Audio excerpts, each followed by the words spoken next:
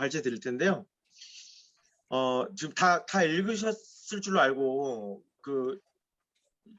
이 지금 정말 이 독서 중에도 이 여러 분야의 책 중에 정말 인문학에 대해서 지금 강조를 다 읽으신 분들은 진짜 이 인문학에 대해서 도전을 받으셨을 걸로 생각을 하고, 인문학이라는 게 저는 뭔지 몰랐거든요, 사실은. 그래서 이 책을 읽으면 해서 다시 한번 또 도전을 받고, 아, 책을 정말 열심히 읽어야겠구나. 그리고 참 인문학을 특히 읽어야겠구나. 어려운 만큼 도전을 해야겠구나. 그걸 느꼈고요. 책 겉표지인데 세상을 지배한다는 멘트가 있거든요, 여기. 세상을 지배하는 0.1%의 인문고전 독서법. 이지성 작가 책인데 저희가 이제 지금 다음에 할 것도 이지성 작가 책이고, 시간이 되시면 정말 이 작가분 책 다 이제 보시는 것도 되게 좋을 것 같아요. 저도 아직 다 못 봤지만, 그래서 순서로 가면요, 제 1장하고 순서대로 가고, 들어가며가 있는데 그들에게 무슨 일이 있었던 걸까, 이 부분하고 1장으로 들어가겠습니다. 잘 보이시죠? 네. 그들에게 무슨 일이 있었던 걸까? 130년 전 독일에서 태어난 아이, 부모의 근심거리였던 아이, 말을 잘 못하고 모든 면에서 느리고 기억과 산만함, 좋지 않은 기억력과 산만함, 불성실한 수업 태도, 심지어는 교사들에게 이제 안 좋은 얘기를 듣고 퇴학도 당하고 대입시험에 낙방하고 대학에 겨우 들어가서도 학점과 그런 저런 논문으로 인해서 조교 자리조차 잘 따내지 못했던 사람, 뭐 특별한 구석이 없었는데 그때 이 사람이 인문 고전을 열렬히 사랑했다는 거죠. 고전음악 매니아였던 어머니의 영향도 있고 문학 고전을 즐겨 낭독한 아버지, 이 지금 부모님 사이에서 인문 고전을 이제 사랑하게 된 거죠. 그래서 어렸을 때 유클리드의 기약 아마 들어보실 거예요. 들어는 보셨을 거예요. 저는 읽어보지 못했지만. 이마누엘 칸트의 순수 이성 비판, 이런 책을 읽었다고 하는데 13살에 나는 술 대신 철학 고전에 취하겠다, 이런 얘기를 했다고 해요. 근데 그래서 대학에 들어가서는 직장 상사로부터 아리스토텔레스의 논리학에 근거한 사고훈련을 받는데 몰두했고, 직장에서 지금 이제 상사로부터 이거를 배웠다는 건데 좋은 직장인 것 같아요. 그래서 퇴근한 뒤에도 계속 자기가 만든 회원들과 독서 토론을 했다. 이 사람이 누구냐? 이 아이는 알베르트 아인슈타인이다. 그래서 지금 이제 인문학이 지금 한 인물, 평범한 인물, 어떻게 보면 이하인 사람에게 영향을 준 인문학에 대해서 지금 얘기를 하는 거거든요. 다른 케이스 한번 볼게요. 이탈리아로 번역되지 않는 문학, 철학, 역사 고전을 읽기 위해서 36살이었던 1487년에 라틴어를 독학한 사람, 머리가 좋았던 것 같아요. 36살에 초인적인 의지를 발휘해서 독서에 집중하고 독서를 시작하면서 인문 고전 독서를 시작하면서 천재성이 보이기 시작하는 그 사람. 그래서 이 아카데미아의 그 정문 위에다가 기약을 모르는 사람은 들어오지 말라 라고 이제 써놓은 것을 본받아서 자기 노트에다가 수학자가 아닌 사람은 내 작품을 읽지 말라 이렇게 적었다고 하는데, 이 사람이 누구냐? 레오나르도 다빈치다라는 거죠. 그래서 그 이후에 조각, 공기역학, 광학, 해부학, 식물학, 건축학, 지리학, 물리학 등 다양한 분야에서 천재적인 업적을 남긴 사람이다. 이 사람이 우리가 좀 알죠. 미술가는 해부학 이런 걸로 좀 저희는 알고 있죠. 물론 더 잘 아시는 분도 계시겠지만. 그래서 이 사람도 그 인문학의 영향을 받았다는 거죠. 다음은 저는 정말 지금도 잘 모르는 사람이거든요. 존 스튜어트 밀이라고 있는데 현재까지도 철학, 경제학, 사회학 분야에서 막강한 영향력을 끼치고 있는 이 사람, 논리학의 체계, 경제학 원리, 자유론의 저자이다. 이 사람도 되게 평범했다고 하는데요. 8살 때부터 인문고전, 플라톤, 아리스토텔레스, 유클리드, 키케로, 케이사르, 좀 다 들어보셨죠? 뭐 호메로스 오비디우스 13살 이전에 접했다고 하는데 이런 책들을 근데 번역서를 읽지 않고 이 그리스 및 라틴 원전을 읽었다고 합니다. 근데 이제 작가가 하는 말이거든요. 이 밑에는 자 인문 고전 독서는 두뇌에 특별한 기쁨을 가져다 준다. 물론 처음에는 고되다. 이루 말할 수 없이 힘들고 어렵다. 하지만 어느 지점을 넘기면 고통은 기쁨으로 변한다. 인류 역사를 만들어 천재들이 쓴 문장 뒤에 숨은 이치를 깨닫는 순간 두뇌는 지적 쾌감의 정점을 경험하고 그 맛에 중독된다. 서서히 변화된다.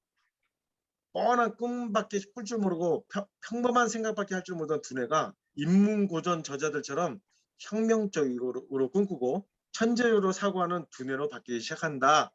라고 저자가 얘기하고 있는 거예요. 인문학에 대해서. 그래서 이제 계속 저자가 하는 이야기인데 세상에는 두 종류의 책이 있다는 거죠. 고전과 비고전. 고전은 짧게 1, 200년 이상, 길게는 1000에서 2000년 이상 살아남은 책을 말한다는 거죠. 그래서 쉽게 말해서 이거는 천재들의 저작이다.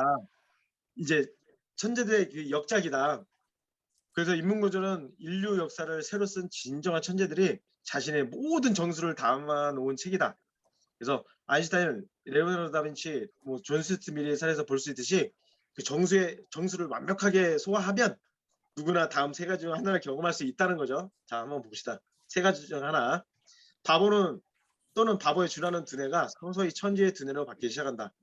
그동안 억눌려 있던 천재적인 빛을 발하기 시작한다. 평범한 생각밖에 할 줄 모르던 두뇌가 천재적인 사고를 하기 시작한다.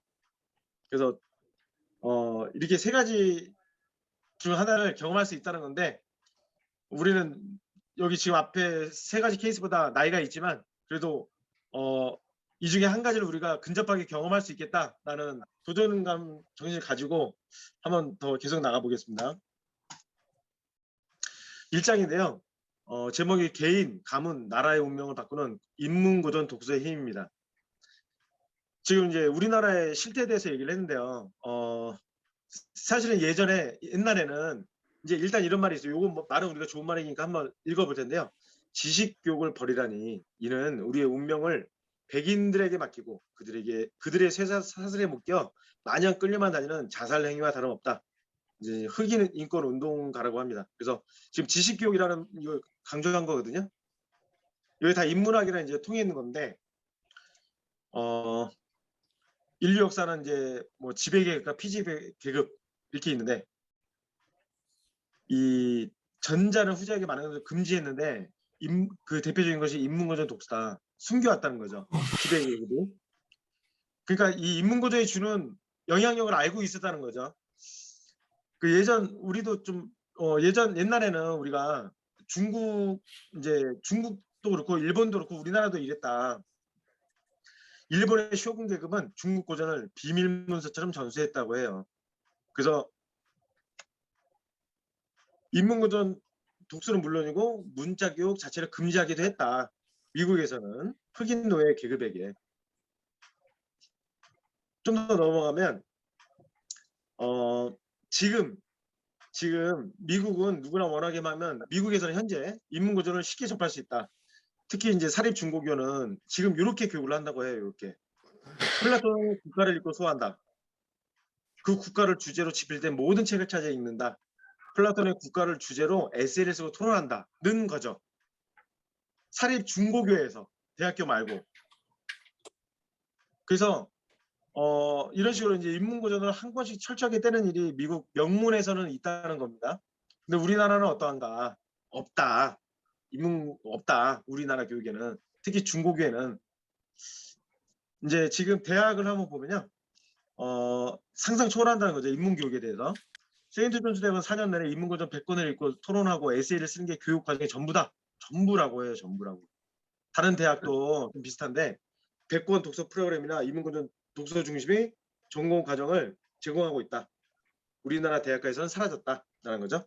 그래서 지금 우리나라 공교육이 미국에 이제 예전에 공립학교 교육과정을 그대로 따왔는데 이제 지금은 사실 이제 4차 산업혁명대로 가면서 지금 이 교육 방법이 일본은 대입 학력고사 없어진 거 아시죠?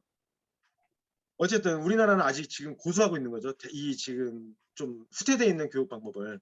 그래서 다음 페이지로 넘어가면요.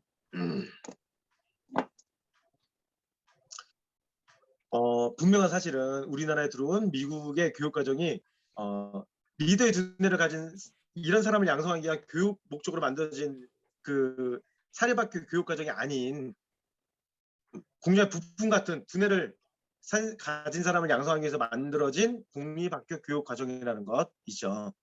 그래서 지금 다음으로 넘어가면은 역사 속 초강대국이 쉬쉬해온 비장의 무기가 뭐냐? 지금 이제 스파르타를 예로 들었는데 스파르타가 요런 말이 있어요. 사람들은 자신들이 스파르타 사람들은 자신들이 다른 그리스인들보다 뛰어난 것은 지혜로 인한 것이 아니라 싸움과 용기를 얻은 것이라고 남에게 인식시키려 하였습니다. 이게 뭔 얘기냐면은 모든 이 싸움에서 이기게 된 배경이 지혜로 인한 것이다라는 것을 감추고 그냥 싸움과 용기를 얻은 것이다. 우리가 이 승리하는 비결은 이랬다는 거죠. 근데 실제로는 이 지혜로 인한 것이다라는 거예요. 근데 그게 어디서 나냐? 스파르타는 체육보다 철학을 더 사랑했다는 거죠. 그래서 모든 원동력, 이 승리의 원동력, 싸움의 원동력이 이제 철학에서 나왔다는 걸 강조하는 거거든요.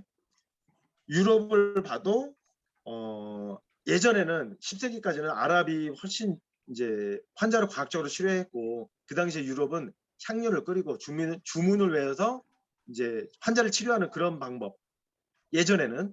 근데 어느 순간에는 이게 이제 그 당시에는 아랍이 이제 열렬한 인문구전 독서를 많이 했다는 거죠. 그 당시에는 10세기까지는.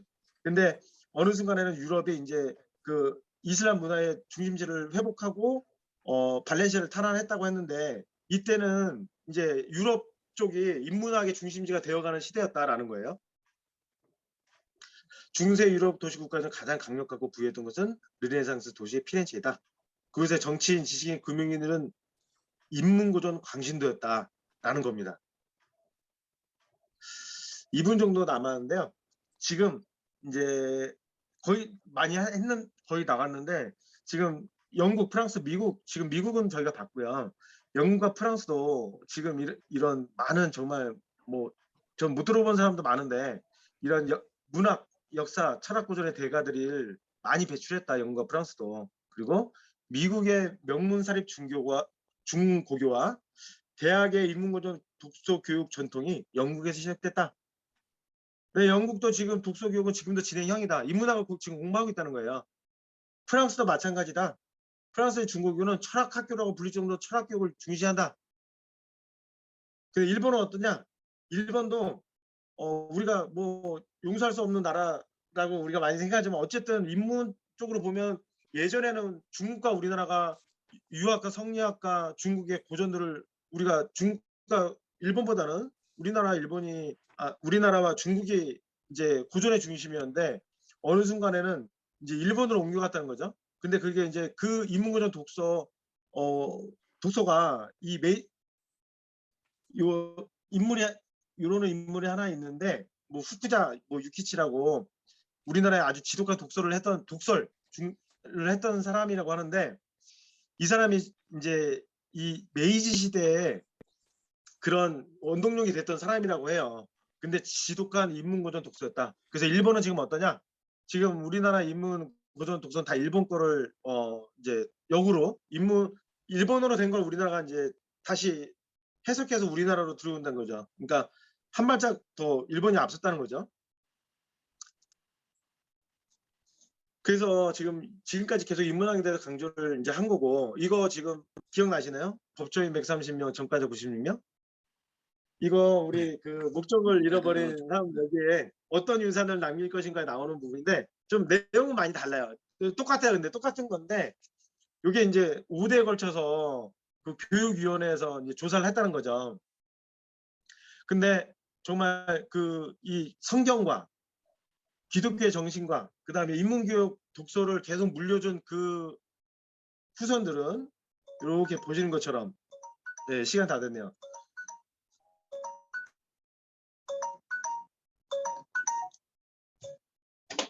이런 결과가 나왔고 5대에 걸쳐서 부통령, 상원의원, 대학총장 마커스 슐츠라는 이제 이 평범한 가족은 물려준 게 사실 없는 거죠. 전과자 96명, 알코올 중독자, 빈민, 창녀, 막노동자, 그리고 지금 이것까지 국고보조금을 1억 5천만 달러를 이 가게에 지출이 되었다라는 것까지 분석을 했더라고요. 그래서 무엇을 물려줄 것인가가 얼마나 중요한 거고 인문학을 우리가 얼마나 중요시 해야 되는가를 지금 저자가 얘기하는 거고요. 마지막으로 이 저자는 말입니다. 이제 인문고전 독서는 나라와 가문과 개인에게 지대한 영향을 미친다. 아니 운명을 결정짓는다. 그래서 1000년, 2000년 된 지혜의 산상을 두뇌에게 실컷 먹이기를 권한다. 라고 저자가 강조를 했습니다. 그래서 마지막만 두 줄만 읽고 끝낼게요. 언젠가 반드시 당신 자신이 혁명적으로 변하고 당신 가문에 인문고전 독서의 전통이 생기게 될 것이다. 그리고 당신 가문에서 배출된 인재들이 우리나라와 세계와 인류 역사를 바꾸는 위대한 일을 하게 될 것이다. 라고 얘기했습니다. 예, 여기까지만 하겠습니다. 이상입니다.